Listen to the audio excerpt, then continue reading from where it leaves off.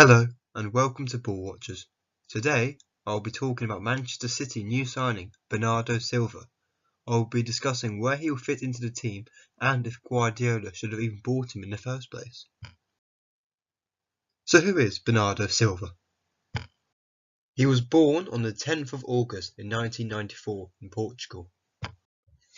He came through the Benfica youth system and made his debut for their B team in 2013 and stayed there for a further 2 seasons. He also made one appearance for the first team in a Taça de Portugal third round tie. He then spent the 2014-15 season out on loan at Monaco before making the move permanent the following season. He spent a further 2 years in France, playing a key role last season as they stormed their way to their first Ligue 1 title in 17 years. So what's he like as a player? He was formerly an attacking midfielder, but has spent last season cutting in from the right wing.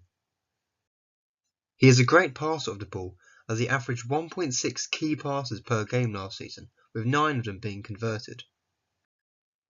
He is also a clinical finisher, as he has chipped in with 8 goals in 33 league starts. He is a disciplined shooter as well, as he only averages 0.6 shots from outside the box per game. He also does his defensive work, as he makes 1.3 tackles per game, his only problem being he's not very strong in the air.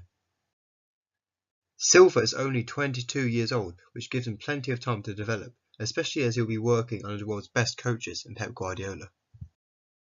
So surely Manchester City fans will be happy with signing one of Ligue 1's best players from last season. However, the problem with the transfer is where will he play? Manchester City have now got a huge list of attacking players to choose from, and they can't play them all at once.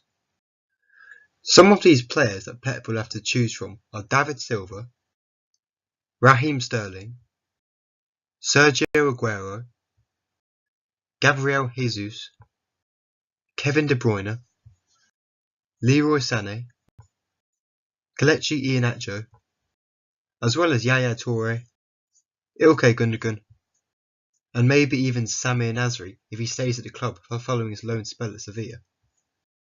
So where will Bernardo Silva fit into this very attacking team? It is impossible to tell what formation Guardiola will line his team up in next season, as he is known to change it quite regularly.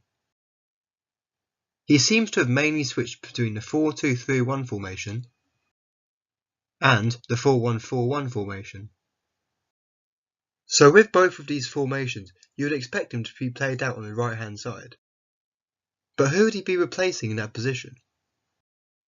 Well, Guardiola has mainly been playing Sterling in that position, with De Bruyne occasionally filling in. So how does he compare with the young winger? Last season, Silva massively outperformed Sterling in almost every possible way. He has more goals, more assists, a better passing accuracy, a higher number of key passes per game, a higher number of crosses completed, and has made more tackles, yet at the same time conceded fewer fouls and received less bookings. He was also the star man in one of Europe's best teams last campaign, as well as helping Monaco knock Manchester City out of the Champions League. So already he appears to be a huge upgrade on Sterling. However, the former Liverpool man cost the club a lot of money, and the chairman probably won't like seeing him benched. This could see him play in roles that may not suit him, or just see him sold. However, that is unlikely. Another position he may be played is through the centre.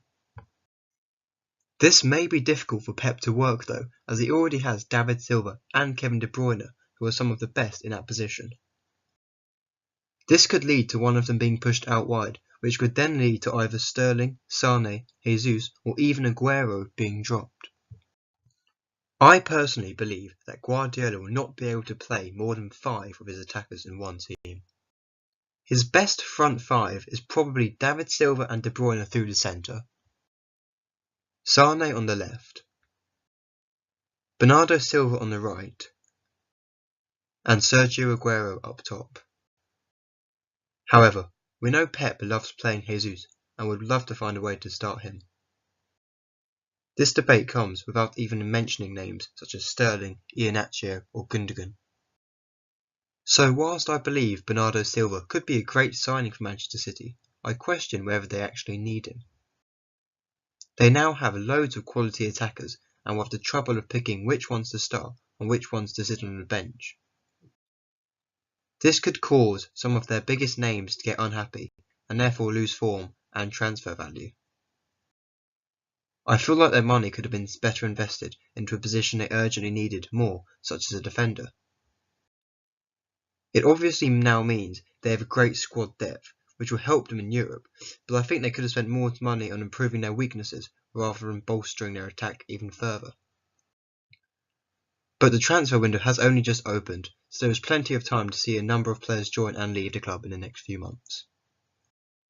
Thanks for watching this video. If you enjoyed, please leave a like, and don't forget to subscribe. I'll see you in the next video.